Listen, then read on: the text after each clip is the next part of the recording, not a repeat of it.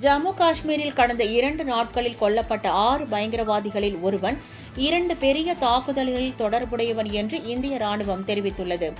ஜம்மு காஷ்மீரில் 48 மணி நேரத்தில் 6 பயங்கரவாதிகளை வேட்டையாடுவதற்காக நிகழ்த்தப்பட்ட 2 ஆபரேஷன்கள் குறித்து காஷ்மீர் ஐஜிபி வி.கே. பேர்டி மற்றும் மேஜர் ஜெனரல் தனஞ்சய் ஜோஷி ஆகியோர் விளக்கம் அளித்தனர்.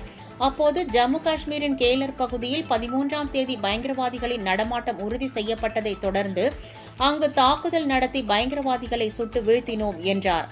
அதேபோல் எல்லை கிராமமான டிரால் பகுதியில் நடைபெற்ற 2வது கட்ட தாக்குதலின் போது கிராமத்து மக்களை காப்பாற்றியதோடு 3 பயங்கரவாதிகள் சுட்டுக் கொண்டதாக தெரிவித்தார்.